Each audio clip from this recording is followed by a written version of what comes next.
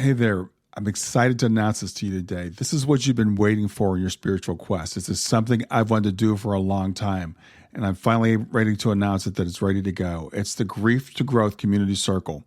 Now, this is a sanctuary where like-minded souls are united in their journey through grief and towards personal transformation. It's more than just a place. It's a beginning. It's a commitment to growth and understanding. Here you're finding not just a community, but you're entering a circle of trust and depth. You're going to engage with interactive coursework. You'll dive into exclusive podcast episodes and partake in discussions that illuminate the path from mourning to empowerment. This is a realm where every question is honored and every individual's journey is validated. To be part of this exclusive circle, visit us at grieftogrowth.com/community or look for the chat icon at the bottom of every page on the main website. Remember that entry is a privilege because I want to ensure that every member is as dedicated and genuine as you are. You must apply to join, but the journey within is worth every step. So go ahead and join us today. Check it out, grieftogrowth.com/community, and I look forward to seeing you there. Hi there. Welcome to Grief to Growth podcast. Your host is Brian Smith, spiritual seeker, best-selling author, grief survivor, and life coach. Brian believes that the worst tragedies of life provide the greatest opportunity for growth. Brian says he was planted, not buried, and he is here to help you grow where you've been planted by the difficulties in life. In each episode, Brian and his guests will share what has helped them to survive and thrive. It is his sincere hope this episode helps you today. Hey, everybody. I'm back. This is Brian Smith with Grief to Growth, back with another episode. And today I've got with me Tyler Deal. And Tyler is a person who had a near-death experience. I know you guys love the near-death experience interviews. I'm really looking forward to this. Tyler's only been telling his story for a short while. I feel honored that he reached out to me and wanted to share it with me. And we'll talk about why sometimes people don't share their stories for a while after they have a near-death experience. It's a very common experience. But he did have a near-death experience from a mountain bike accident, and he was propelled into the inner world of self-healing, where he was faced to examine deep-seated trauma at the molecular level, as he calls it. The self-healing has given him inner gifts that allowed him to connect more intimately with the earth, with elemental spirits, with animals and plants, and to guide people back to their beautiful core essence, which is, I think, a really important thing that came out of his NDE. So over the past 22 years, he's studied, trained, and practiced in a vast number of therapeutic modalities. He has a broad knowledge and thousands of applicable hours of advanced healing in Hawaiian Lomi Lomi bodywork, in neuromuscular training, or neuromuscular therapy, I should say, craniosacral therapy, Thai bodywork. And in the year 2000, he's been one of the only few participants in the first training of the pulse technique, which was developed by Joe Dunning. He's a graduate of the Center of the Performing Arts, South Australia, now AC Arts, and the University of Hawaiʻi at Hilo, where he studied literature and creative writing. So with that, I want to welcome Tyler Deal to Grief to Growth. Thank you, Brian. It's an honor to be here. And thank you for creating this platform and allowing people to come on and share their stories. Yeah, well, I really, I'm honored that you reached out to me to share your story with me. I'm glad that you feel like this is a safe space. And before we get into telling your story, I do want to talk to people about, like, after people have NDEs, you know, everybody's got a different experience, but it's not uncommon for people to not share their experience for a period of years, even decades.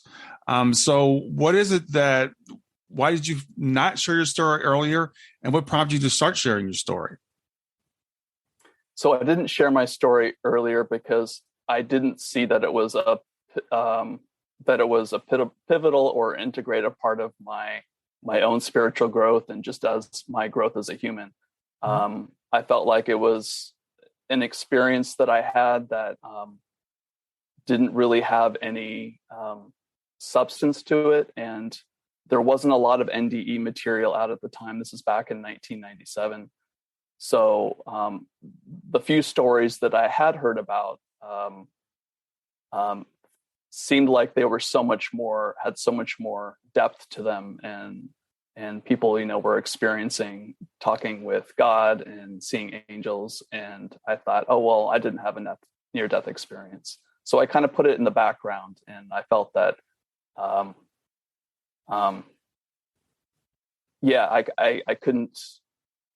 I didn't want to share it with people, because I also felt that it was maybe too much for people to hear, and we'll get into this, seeing fairies and floating around and being super sensitive. And there was some fear putting that out there in the world and exposing myself.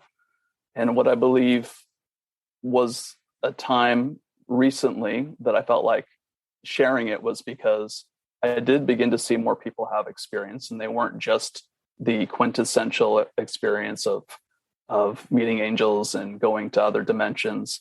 They could have been just, floating above their body. And I began to examine it more, and I began to look at how it actually had changed me over the years, and where I had been, where I've come to today.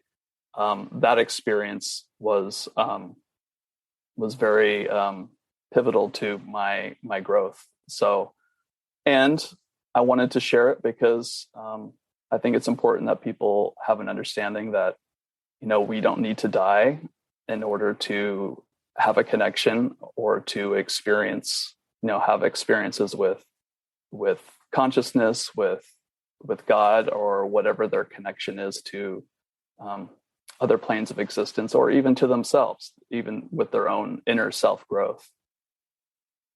I'm really glad that you did decide to share it, Tyler. I know it's a difficult thing. I know our society doesn't accept the NDE for the most part. It's a relatively new phenomenon in terms of our acceptance. It wasn't until I started studying NDEs I realized they've been documented for thousands of years, going back for a very long time. They're very common. They happen all around the world. It's just here a lot of times that we don't talk about them. And then we do have these stereotypes that the NDE has to be in this certain thing in certain order. I left my body. I went through a tunnel. I saw light. I saw angelic beings. And those are all common elements, but they're not universal. And sometimes an NDE can be just as quick as like I was out of my body. I saw my body and I was back in my body. Or it could be a very long, prolonged thing. So there's room for everybody's story. And I believe the NDE is actually customized to the person having it. So that's why I'm glad to see more and more people sharing. And I appreciate you being here to share yours today. Yeah, absolutely. And that's what I've come to realize as well. It's that every person has their own experience with life and with their challenges, and then the beautiful experiences too. And it's very individualized. So there can't be a cookie cutter formula to an NDE, and sharing my individual experience helps people, I believe, be able to come out and express. When we express more than other people can, we give permission for people to express whatever they've gone through. So thank you for acknowledging that. Yeah. Well, in your own words, and take as much time as you need, I'd like for you to talk about your experience and maybe even what led up to your experience. Okay. Well, thank you. So what led up to my experience, I believe, was a culmination of not dealing with emotions and not dealing with my reality as a child, having a difficult childhood growing up. And so I was very sensitive as a child. And when I say highly sensitive, I mean, and this is my perception of the time as when I was a child, I could feel everybody's emotions. I could feel the earth shaking when it wasn't shaking. I could understand animals on a level that I believe nobody could understand. And I began to see that nobody else was experiencing this, or at least they weren't talking about it. And so I felt like I held it. I held it in my heart, and I held it to myself. So when I went to college for the first time, and this is in Northern California, I was alone for the first time in a long time because I had previously been with my family. So this aloneness kind of began to fester within me, and these emotions of sadness began to fester in me. And you could say that it could be depression. I made friends in college, but I still felt very alone. And the depression began to grow to a point where I felt like I was so different from everybody else that I really didn't want to be here on the planet anymore. I felt like, oh, well, everybody seems to be living a normal life, going to school, but I didn't feel like I fit in, other than the only place I felt like I fit in was the redwood forest, which was right behind the school. And I always felt like I had this connection to nature on a very deep level. And so that's where I would go, in between classes or on the weekends, just to feel that connection again. So what I guess it's kind of a belief system I have that whatever we're feeling on the inside, it's projected on the outside. So the sense of not liking myself, being confused, feeling depressed, was reflected on the outside. My friends began to ignore me. I failed a course. I had broken up with my girlfriend, who I really loved. So I saw that the problems that were manifesting outside of me were actually, I felt like, were my problems. And it had built to the point where I began to have a conversation with God that I don't want to be here anymore. This is too much. These emotions, these feelings, I don't want to go. If I can't be happy, then I don't want to be here. So I had just finished my second year of university, and I was looking for a job. I didn't know if I was going to go back home to Seattle. I didn't know if I was going to stay. These emotions were continuing to get stronger and stronger, to the point where I didn't think about killing myself, and I didn't think that would be a fun experience, but I knew that I wanted it to happen to me. I called out to the sky one day. I was walking my bike through town, and I said, please take me. I can't stand this. I don't want to be here. And it was just a few days later. I was biking through the redwood forest on my mountain bike and taking trails that I had normally taken, and just trying to connect again, just trying to make sense of things. But I was incredibly depressed, and I wasn't as aware to my surroundings that maybe I had usually had been. So on my way home, I was there for a few hours in the forest, and on my way home, I hit a jump, and I hit the jump that I was familiar with, but somebody had previously built maybe a few days before, very high. They had actually tweaked the jump to the point where it was almost, it was very dangerous. The jump had this incline that was practically vertical, but I didn't actually recognize it until I hit that jump, and I was in the air, and that's when I knew it was too late. So I hit the ground. I came down on the ground, and my head and my back, and then I was completely out. So when I was in the air, there was a moment there that was like, this is it. You're going to die now.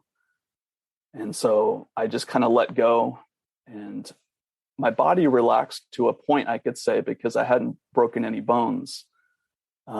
So I just kind of gave into it. And then I was out, like I had said. And the next thing I remember, you could say my consciousness, my being, my soul, whoever was that higher aspect of me, was floating above the redwoods, the redwood trees. And they're quite tall. These were second generation redwoods, which they weren't as big as the old growth, which are huge. But they're still 250, 300 feet high. Mm-hmm. And I was floating there, not my body. So it wasn't like an out-of-body experience. It was more of just my consciousness, my being, almost like I could just see, but I didn't have a body. And I began to experience my senses on a very heightened level. And senses, like you could say physical senses, but they weren't even that. It was more of just like an openness. So I could see macro detail and I could see micro detail. Micro detail would be like the like the needles on the redwood trees that had the dew, morning dew, and then seeing the crystals and all the colors right there in the dew, seeing the bark on the trees, and then hearing birds, hearing dogs, like really, like almost right there in my ear, but I knew that they were quite far away. And then my vision also, the macro vision was expanded, and my hearing, I could see the ocean, which was about 10 miles away, and I could hear the waves like they were right there in my ear. And so all of these I could feel the wind moving through this part of me. So my senses were turned on, not like physical body senses, but like my consciousness senses. And there was a peace. There was an amazing amount of peace in this place. And I remember looking down at my body and seeing my body dead, which I believe was dead at the time. And looking down and then just kind of realizing that this was the depressed part of me that was on the ground. And then there was a choice that was made. It wasn't like I saw an angel or heard anything. It was just this knowing from my being, or a question from my being. Would you like to go further, or would you like to go back? And my instant response was, I don't want to die. So as soon as I said that, I was back in my body. And there was an incredible amount of pain. I was back on the ground with the redwoods surrounding me. I actually hadn't opened my eyes quite yet. I could feel almost like my nervous system was trying to adjust to coming back into my body. And from what I've heard from like science, your body gets flooded again with, like, the blood stops and then it gets flooded again and starts moving. So it was that sensation, but it was also a sensation of electrical pain and stabbing. I could feel my muscles twitching. I could feel all this pain all throughout my body. I had trouble breathing. I began to open my eyes. And as I began to open my eyes, I saw fairies and little beings with wings coming down from the trees, floating around me. They were giggling. I could see the detail, and sometimes I felt like they were small, but even high above me, they were big. They were maybe anywhere from a dozen up to 25. They could have been more. They could have been 50. I don't know. Mm-hmm. And so I know that they were bringing lightness to the situation. It was like their energy was telling me that it's okay to be here, that it's okay, that your choice to come back is okay. Then I began to hear this beautiful humming noise. I explain it like a Tibetan singing bowl, but it's not even quite like that. It was like this harmony, almost like this, when voices come together and they harmonize, but it wasn't human. And I knew it was the trees, because the trees, I instantly had this recognition that it was the redwood trees. And this hearing, and this also came with the sensation that came throughout my whole body.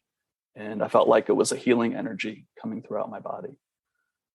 So I was experiencing this. And then I realized, okay, I'm still in my body here. And that pain came back, or that awareness, as I brought my awareness back to my body and my breath, which was I'm still trying to catch my breath. That's when I lost consciousness once again. So, yeah, the next thing I remember, I was in the ER there in Arcata, California, at the community hospital. And a doctor he had his head right over me, and he was asking me questions. And he was doing like some snapping, and he was saying, "You are so lucky," and that's what kind of brought my attention to him. Mm-hmm. He said, "You didn't break any bones. You're very, very lucky." And he might have even said like, "Welcome back," or something like that. But he asked me questions that I didn't know. He asked me my name. He asked me if I had, if I was a student at Humboldt State University. He asked me where I lived. He asked me if I was a man or a woman. I didn't know. I couldn't answer him. I didn't know what to say. And then he asked me, he asked me my phone number. I didn't know that. And then he asked me if I knew anybody in town that, that they could call. And I blurted out a phone number then at that time. And it was a family friend of my parents that they had known forever, who had retired there in the town. So they came and got me. He gave me some pain medications, and they came and got me, and I camped out on their couch for a while. I was sleeping a lot. My body had to heal. When I did have to get up and eat or use the restroom, I was in a lot of pain walking around. So that's kind of the crux of my near-death experience. My mom eventually came down and retrieved me from the Seattle area. Mm-hmm. And I had to make a decision, within a few months if I was going to return to school. And I couldn't, because I was just experiencing so much body pain, and I knew that I had to heal my body. So that became my focus, was how I was going to heal my body. And I knew traditional medicine for me wasn't the answer.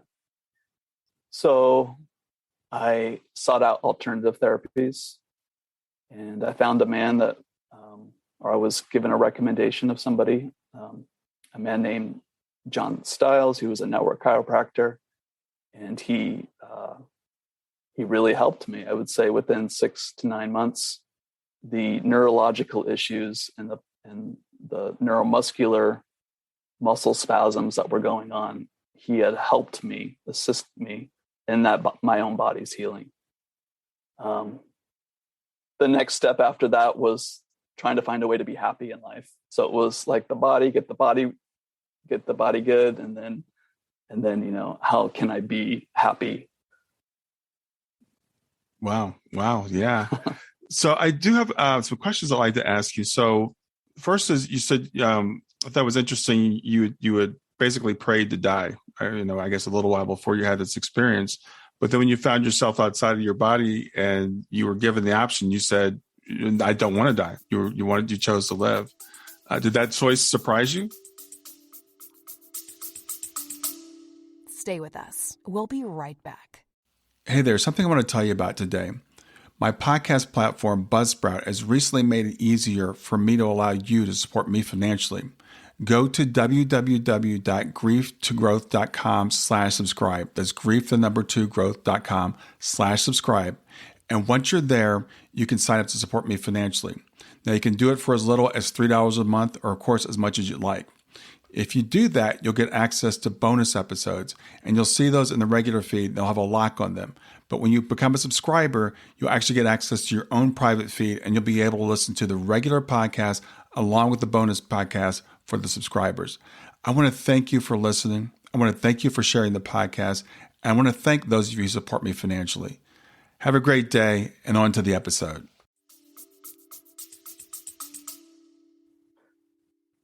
I think it surprised me. It did surprise me after the accident, because I was still depressed. In fact, even more depressed when I came back into my body. And it took me actually years. So that surprise, I never had that initial surprise of it was more like trying to figure out, not so much why I came back, but just how to heal myself. It took me years later to see that it was actually this part of me, it could have been, you could call it a soul contract. You could call it this higher knowing, this part that's connected to God, actually knew what was best for me. And that the depression and the sadness and the grief and everything that I was feeling wasn't really me, but it was a part of my, the emotions that I was holding deep inside me. And the mechanism would be like the subconscious programming, for you to get even more specific. Mm-hmm. So it took me a while to actually figure out that part of me knew what was best for me, and I didn't. When you're in a state of being really sad and depressed, you don't really you can't. It's hard to figure things out on a logical level, I guess. Sure. Or to interpret things. Yeah, I think that's very true. And I think, I think a lot of times we'll say, I don't want to be here, or I want to die, until we actually get into that situation. Then we realize there is this will to live that's inside of us. And so that's why I was kind of interesting that you said that prayer basically, but then you realized I do still want to be here in spite of the pain. So I'm curious as to what your beliefs were before you had this experience in terms of like what happens when we die, or did you have any thoughts about that, or were you surprised to find that you were outside of your body? Yeah, I did. I mean, I believed, and it was kind of a vague belief. I never really explored it as a kid and as a teenager. Right. I knew that we passed on, but it was, our body dropped and we continued on. I never had a religious background, but I always had my own connection, even since a little boy, connection with God. That didn't make things necessarily better being here, but I felt that it was, that I would be, so that I'd be okay eventually, if I were to pass on. My parents, specifically my mom, she had close friends that had passed on when I was young and when I was a teenager. And, there was sadness there, but I also knew that they were okay. Like I could feel their presence and they were okay. I had an incident when I was 14 where I lost a close friend. He knew months and months before he was going to die that he was going to die. And he was total peace with that. And once he did pass on, of course I was sad, but I could see him in a different form, and I could feel him feel him as who he was, who he really was. So what was the second part of the question, Brian? Well, I was just curious as to what your beliefs were, and if you were surprised to find yourself there, because it's not an everyday thing where we find ourselves outside of our bodies looking down at it. So I just wonder what your beliefs were before that happened. Yeah. So I think I answered that. Yeah, absolutely. You did. So, I kind of smiled when you talked about the fairies, and it's funny because, I know someone who has seen fairies. She's had spiritually transformative experience and seen fairies. And so my belief is, a lot of these things that we consider to be mythological things, they're based on reality. I think that, so I'm not, until I heard her say this, I was like, I didn't know there were fairies, but now I do believe that they are these, other beings that we don't see in a normal state. Yeah. I when I was really young, and these memories actually didn't come back until after my NDE. This is part of my memories that I had shut off. But I do remember as a kid when I was like 3 or 4 years old, I remember seeing them around me.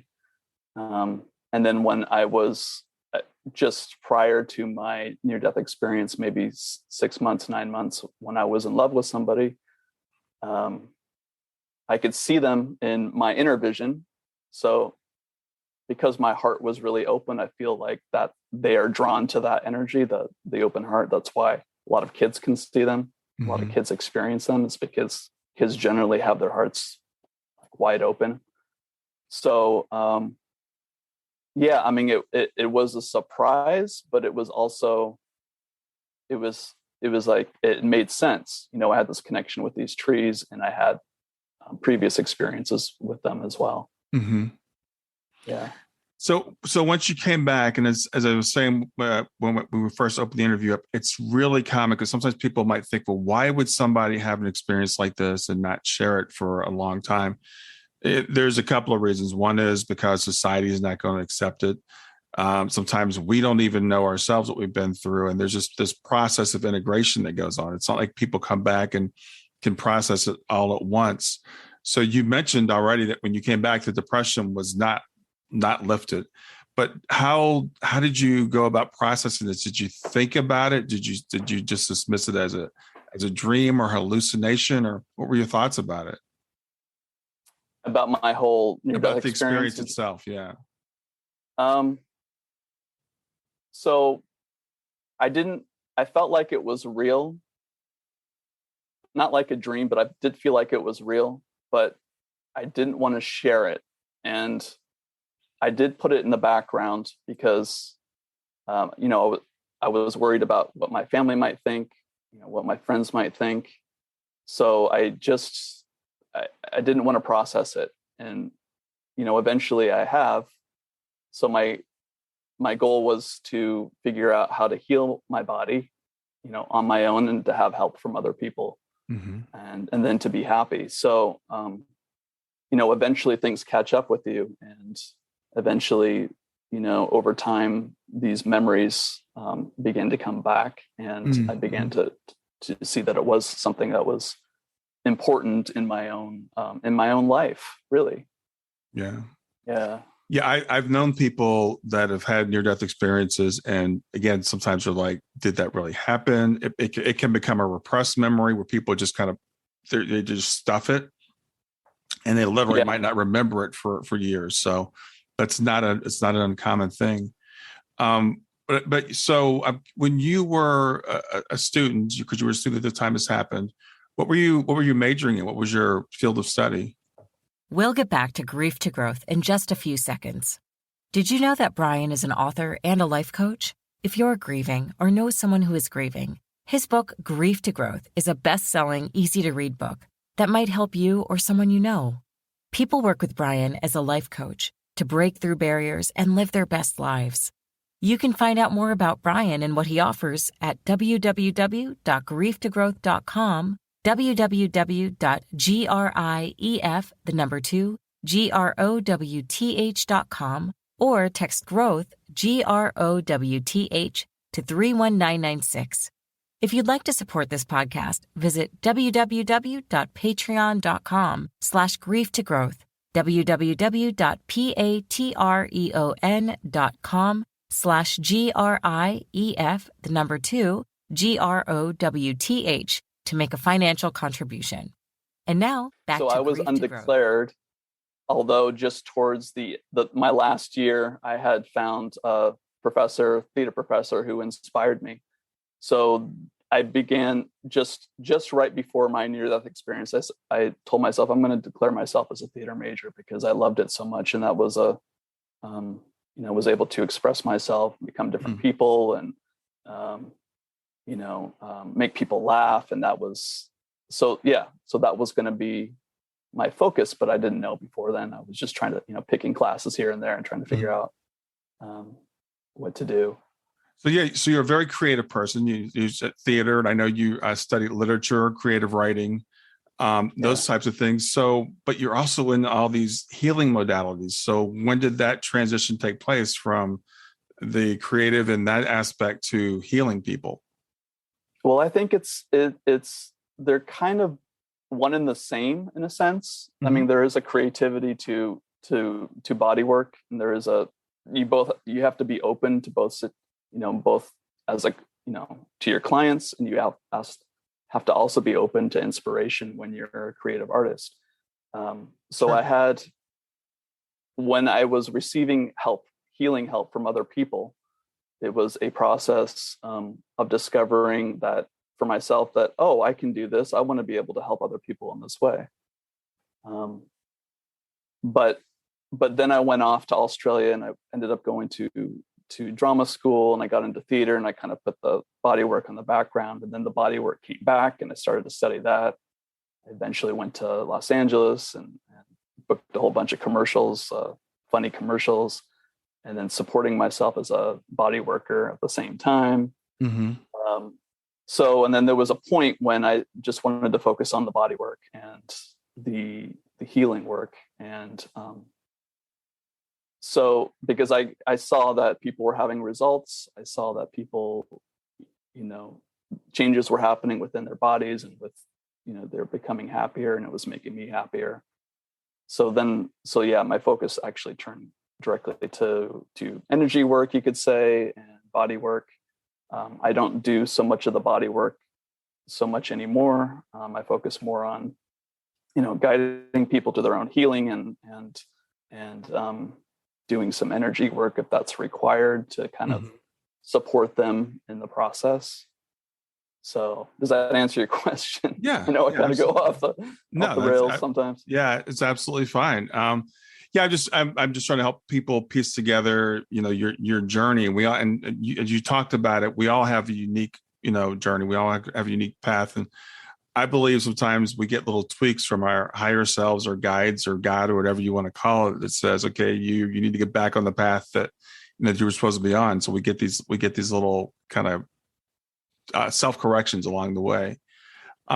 So you do work with several different really interesting healing modalities. So tell me about some of the things that you do. I know we've mentioned things like neuromuscular therapy and craniosacral and Lomi Lomi bodywork. So tell me about some of these things. Yeah. So my first class was here in Hawaii back in the year 2000 from a kumu. Kumu means teacher in Hawaiian, kumu Lomi Lomi, and her name was Auntie Margaret Machado. And I learned Lomi Lomi, which Lomi means to rub. So, but her approach was the pule, which is the prayer. And as you're working on somebody, it's a prayer, an act of prayer. And you have an open heart and you're helping them. So that really just catapulted me into wanting to learn other modalities. So I took a long program in Northern California at a place called Heartwood Institute, where I had learned neuromuscular therapy and Swedish massage and deep tissue. So I continued to take classes over the years because you have to keep up with your license and you take, classes. And at the same time, I had learned how to work with energy in a very respectful way from this woman named Jo Dunning, who is an incredible person. And she taught me back in the year 2000 as well, here in Hawaii. Mm-hmm. She had a workshop here. And so I kind of integrated that work into my body work. And then it has evolved since that time to really my own work and my own intuitive integrative approach to working with people, figuring out, I see people as perfect. And if I don't see them as perfect, then I know there's something within me that I need to deal with. And because of that, the work is very sacred. If I'm not supposed to make a connection with somebody, it won't happen, or I'll cancel an appointment. It has to be what I would call like a divine right timing or divine right order. So that connection has to be perfect. So when I work with people now, it's very much on an energetic level, but it's very much also dealing with the physical body and how the physical body holds on to what I call like charged emotions, mm-hmm. and what I see as I see them and as I experience them as molecules held within the nervous system. And I'll just go back a little bit. I had to do my own healing first of my nervous system because that's where the damage came from the NDE. Mm-hmm. So through that, I had learned how to figure out on an anatomy level how to work with the nervous system or understand how the nervous system functions. But I also began to see that the nervous system very much has an energetic aspect as well. Mm. So these molecules, when the energy comes through, it breaks up these charges. And beyond these molecules is actually what we would call like subconscious programming. So we might have a deep-seated belief that we're not good enough, or that we have a fear of snakes. Maybe something happened when we were really young, we had got a snake bite. So the emotion is actually the byproduct of something that had happened much deeper. And you could say this lifetime, if you believe in other lifetimes, you could say also your ancestors and ancestral lineage.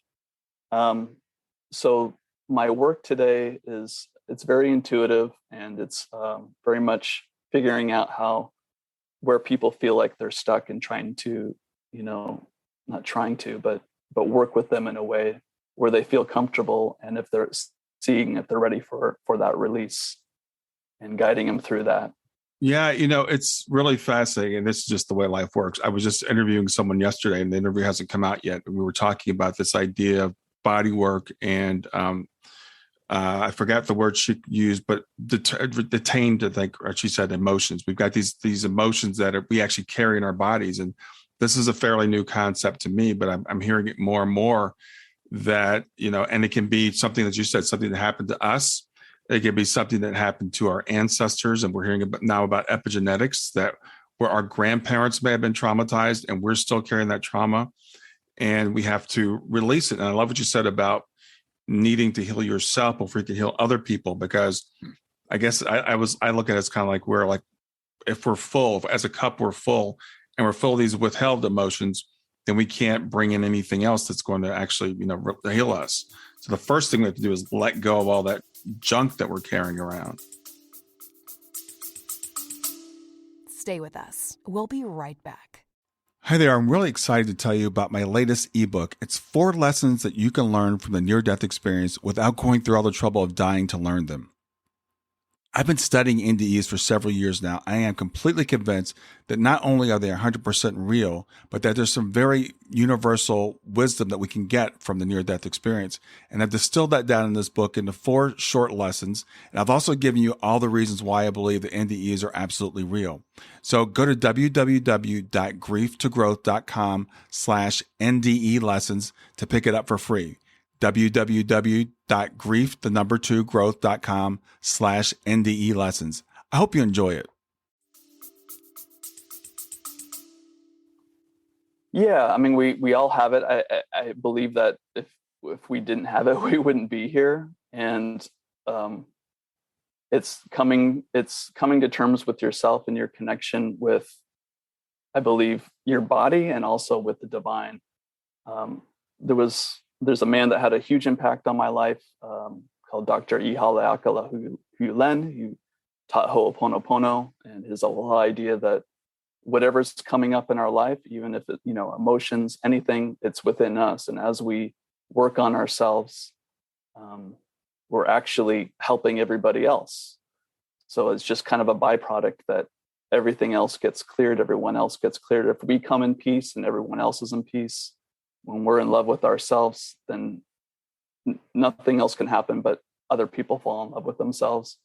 So, so there's the body, and I believe the body is incredibly important to our spiritual development, and it gets bypassed, I believe, in a lot of spiritual circles.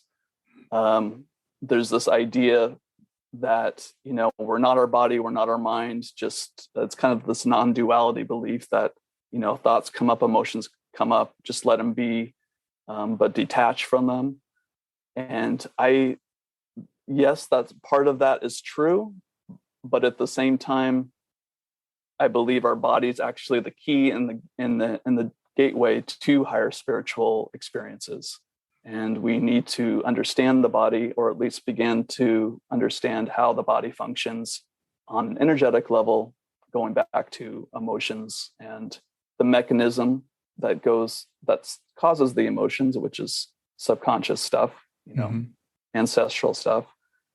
And then it can become, our spiritual journey can become a lot easier, I think, because what tends to happen is if we go to the spiritual place too fast, the energy, what I would call like our solar plexus, for example, the energy can go up into the heart too quickly and cause grief, or it can go up into the mind-brain function and cause worry and fear and all of these things. The lower 3 energy centers need to be worked on first before we can move up and understand this idea of detachment. Otherwise, we're gonna get slammed back down to earth at some point. And that's just my experience, and that's my understanding of it. Of course, I know there's other teachers out there, and I respect their perspective as well. But yeah. I've never heard it put that way, but that's really fascinating that we need to work on those first three chakras. You didn't use the word chakra, but that's what I'm going to use. We need to work on those chakras before we move up and start working on the other ones, because we're in these bodies for a reason. And while there is there's too many people in this world that are just too attached to their bodies and think that we are our bodies or we are our minds. And so we need to break that. But then there's another extreme that says my body's just a vehicle and it doesn't matter. But there's definitely a connection. And you said something earlier, and I thought was really interesting. When you were outside your body and you looked back at your body, you said, that's my depression. And it's almost like the depression lives in the body. We can't escape it though. When we're in the body, we have to still deal with it. And I thought that, I don't know if you intentionally use that language or not, but I thought it was really interesting.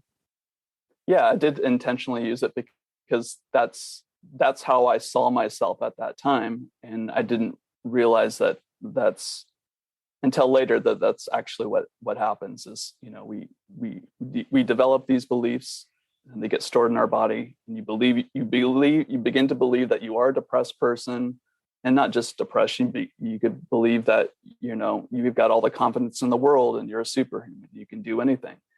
But that all lives in the body first, as our spirit actually is, of course, in the body. But everything we're thinking and feeling, the nervous system has to actually process this and decide if it's something it wants to keep or let go of. Right. And eventually, that's why it's important to be grounded and to be down to earth. And like you had said, Brian, also, it's like you have to be overflowing. You have to have an understanding to be able to help people as well. You can't come with your cup half empty. And having experiences, like I've had experiences, and I could say that you're a healer as well, because you help people through their grief and through their experiences. So we can't put labels saying healers are this way. My mom's a healer. She not only does she have energy coming through her hands, and her hands are really warm, but she's a mom, she's a parent, she's raising a child. That's a healing act.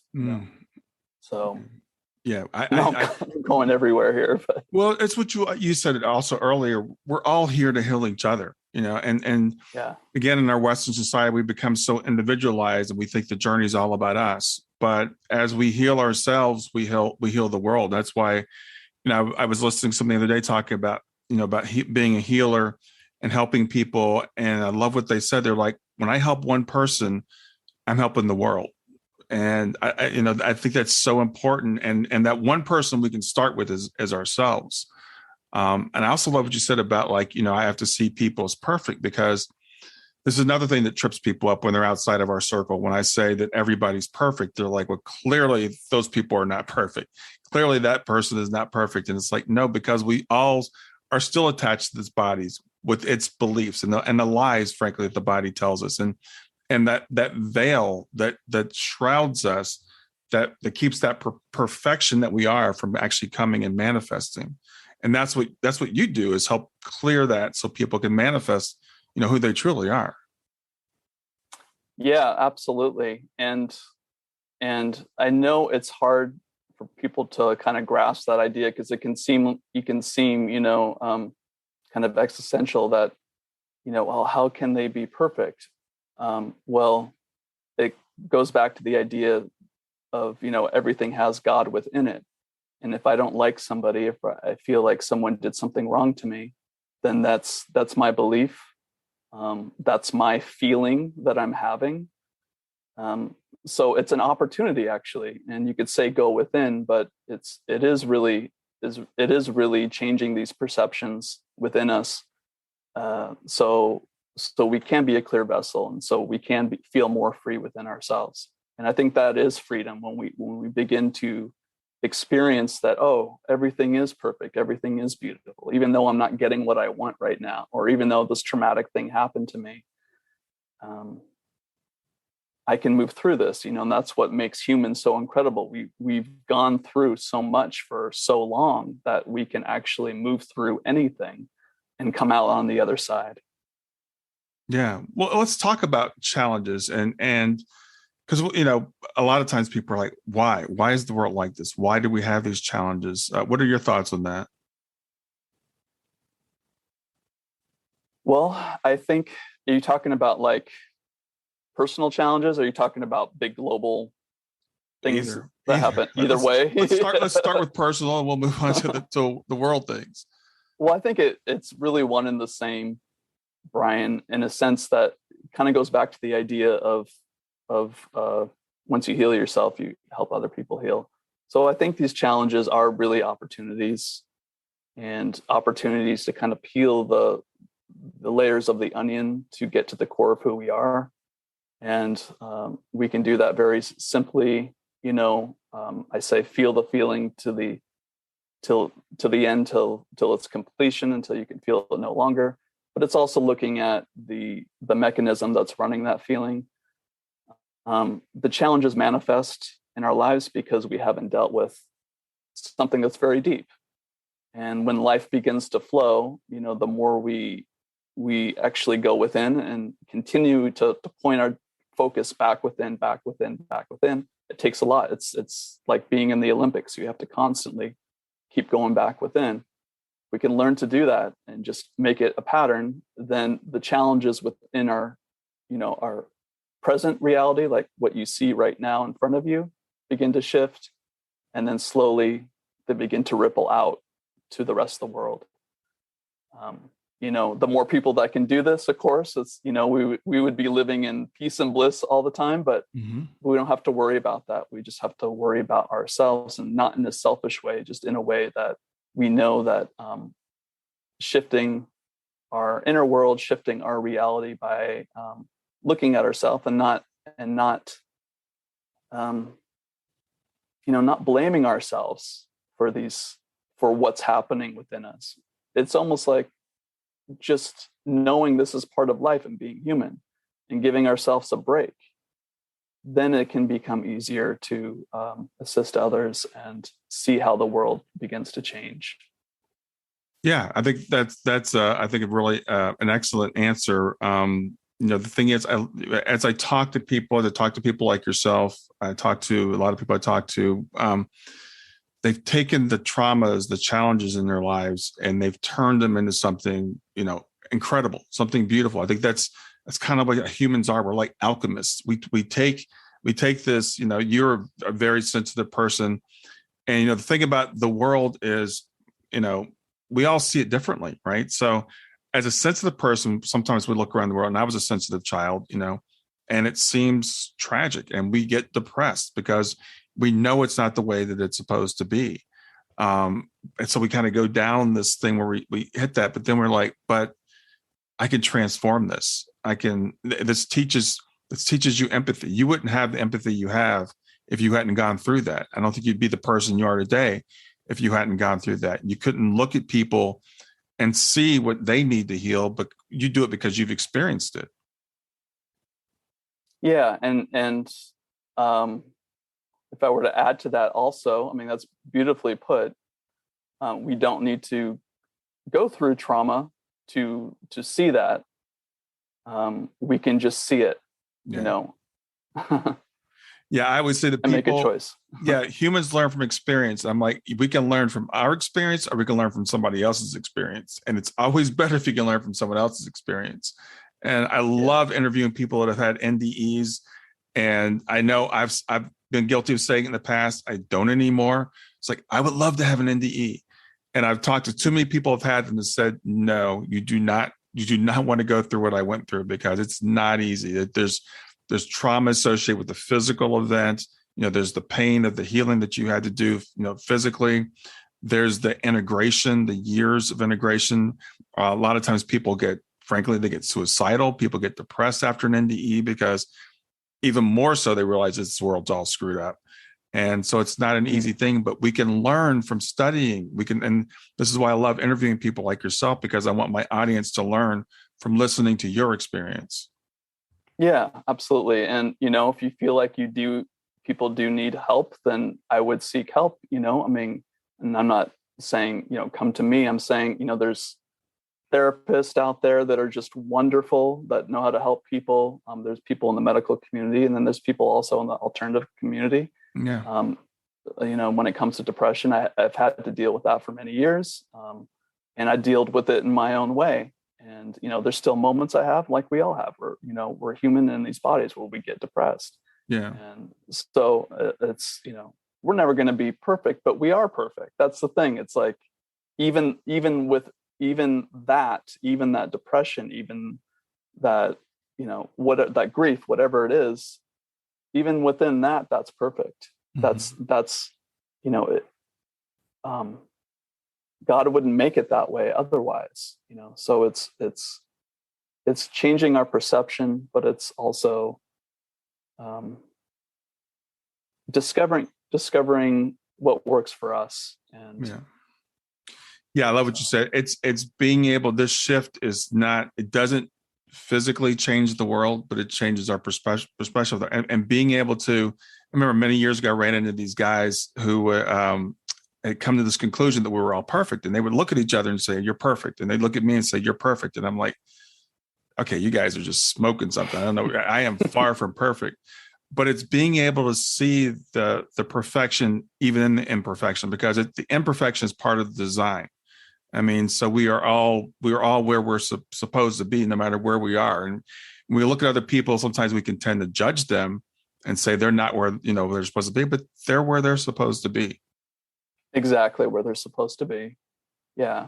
And it's okay to be, whatever you're going through, whatever you're experiencing, it's okay to experience that. And I think the moment we say that it's not okay, then that's when we have to kind of reevaluate our lives and figure out, how we can help ourselves. Yeah. Yeah. I asked you to give me some sample or some questions I might be able to ask you during the interview. And one you gave me, I'm really interested in exploring, is releasing the resistance to life. And you mentioned the end of karma on planet Earth. So first of all, karma is an extremely misunderstood concept. So if, like you explain to me, what does karma mean to you? And what does it mean to have the end of karma on planet Earth? So I guess my understanding of karma is resisting life. And when we resist life, resist life is when you have judgment about somebody, or you don't want to feel the emotion, so you project your energy outward. Resisting life is, if it's raining and you'd rather have it sunny. I mean, it can be as small as that. It could be as big as our traumatic experiences, our what's happening in our life, a loss of a loved one, or a divorce, something like that. So all of these experiences that we have to go through, I believe that we have a choice. We can either embrace it, and I believe embracing it means allowing it to be exactly how it is, because when we allow it to be exactly how it is, it doesn't need to keep returning. So the karma part is, when we have karma, we're resisting life. And then when we can embrace life, then these experiences don't need to continue.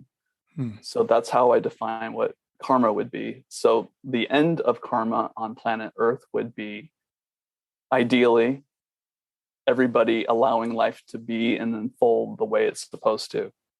Doesn't mean that we don't have free will. It doesn't mean that we just sit back and allow things to happen, that we can still take action and live our lives. And we have to, we have to, we have to keep a roof over our head. If we have the privilege of having a roof over our heads, we have to, feed our families and those kinds of things. But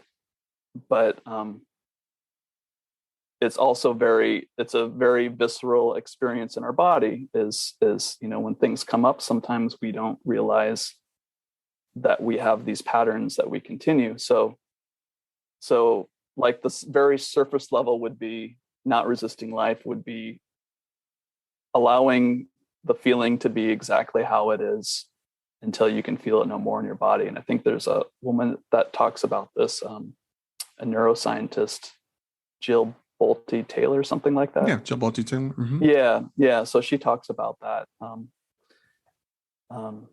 90 seconds, I think she says, is all an emotion needs to move through the body. So that would be ideally the end of karma on earth, when people don't resist, anything. Yeah, I love that. I love that concept, and it's something that I'm working on. I hadn't heard it put that way in terms of karma before, but I tell people, as long as you fight reality, you're going to lose. We have to. No, we don't have to.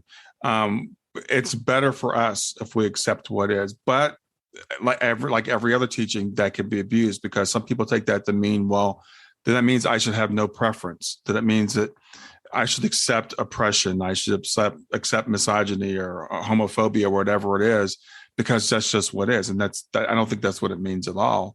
But it means that we don't get emotionally tied to these outcomes,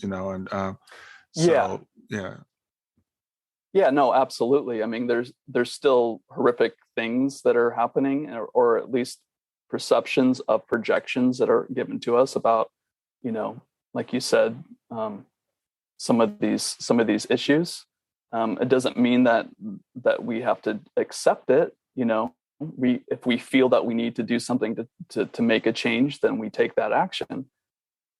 So it really goes back to the self. It goes back, pointing, what am I feeling? What's going on within me? Where is it in my body? And when we it's like I said, it's an Olympian task. It's you're in the spiritual journey is the major leagues. Those that can take on these things will begin to change their perceptions about the world. So yeah, the horrific things happening in the world. There's also, perceptions of things happening, whether they're happening or not. It doesn't mean we need to separate from those things, but it really goes back to the self and what's going on within you when you see something or experience something that you don't like. Yeah. It really comes, as you said, it really comes down to the self. I was actually in a training earlier today, and someone was talking about a situation in their life, and we were coaches and we're training on stuff, right? And they're like, how do I fix this situation with this person? And kind of almost asking, how do I fix this other person? And the thing is, we can't fix anybody else. All we can do is control. We can't even control external circumstances. We can only control how we react to them. And that's the teaching, I think, that you and I are both talking about. It's like accepting it internally, because it's reality, but accepting it, being at peace with whatever it is, and knowing that in a sense, the one level is perfect. Yeah, and that ultimately changes our perception of whatever is happening as an event or as a circumstance or as the person that's in front of us. That will change that perception, and then we can begin to assist somebody in a way that in a really healthy way when we don't have that like you said, like that veil there that separates, that filter, I should say, that separates us from the other person. So I think it's critical, and it takes work, but yeah, it's important, especially when you're coaching, you're healing, you're doing anything, where you're helping somebody else. Well, Tyler, I really appreciate you sharing your experience with us and where your life has led you since your experience. I think it's always fun. It's always great to get to know anybody's story. It's great to hear your story, and I'm so grateful for the work you're doing, healing people. So let people know how they can reach you if they want to reach out to you to possibly explore working with you. Yeah, absolutely. So I have a website. It's called radicalheartworks.com. Mm-hmm. You can contact me there. You can see my blog. I have free content on there. There's a link I have a YouTube channel as well. There's a link there. So that's my spiel. You're welcome to go onto the site and check things out, see how I work with people. Well, anything that I didn't cover with you today, any last messages you'd like to give to people about healing or about why we're here, or anything in general? Anything in general, and I think it's fairly general what I'm going to say, but it's also really important, and that's following your own exploring your own story. I know there's so much material out there, and it's easy to kind of latch on to techniques and what this person is saying and that person is saying, but being yourself is the most important thing, and just finding out, what works for you and how you can be happy, and following to the beat of your own drum, basically. And I know that's kind of general what I'm saying, but I think it's really important that people,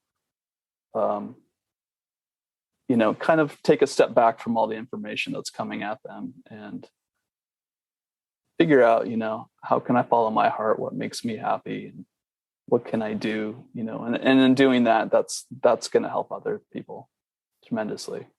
Yeah. Well, I think it's general, but specific, because it's universally true. We each need to find our own path. I'm a big believer in that. And the farther I go along on my own path, and the more I talk to people like yourself, the more I am convinced of that. So a lot of times we're looking for a one size fits all solution, and we're all different. And even with you have different healing modalities. Most of the healers I talk to, if they've been in it for any amount of time, they don't do one thing. They've got different. It's like, I look at it like a toolkit. We've got different modalities for different people. So I think what you said is extremely important, and we need to. It's like everything. There's always this dichotomy. It's like, okay, we're on our own. We're individuals, but we also can't survive without each other. We need to reach out for help. So it's a little bit of, it's both. It is both. Yeah, we do need help from others, and we do need to support each other. So yeah, it does go hand in hand. Everything needs a balance, right? So yeah. Well, Tyler, thanks again. Thanks again for reaching out to me. It's been great getting to know you, and I'm looking forward to getting this out to the listeners. Oh yeah, me too, Brian. It's been an honor. Thank you. I really enjoyed talking to you. It's an easy conversation to have, and thank you so much. All right. Have a great day. Okay, you too. Thanks for listening to Grief to Growth. Brian hopes that you find this episode helpful and will come back for future episodes. Brian's best-selling book, Grief to Growth, Planted Not Buried, is a great resource for anyone who is coping with grief or knows someone who is. If you enjoy the podcast and would like to support it, there are 3 things you can do to help. The first is to share the podcast with someone that you think it will help. The second is to go to iTunes, rate, and review the episode. The third way you can support the podcast is by becoming a patron. Head over to www.patreon.com/grief2growth. That's patreon.com/grief, the number 2, growth, and sign up to make a small monthly donation. Patrons get access to exclusive bonus content and knowledge that you are helping to spread the message of grief to growth. For more about Brian and Grief to Growth, visit www.grief2growth.com. Hi there. I hope you enjoyed this latest episode of the podcast, and I'd love to hear your thoughts. What questions came up for you? What did you like about it? What didn't you like about it?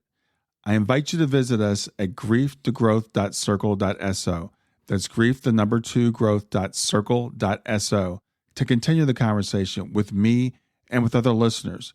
It's a space to sound off, to share reactions, and to go deeper into the topics from the show. I look forward to chatting more, and I hope to see you there.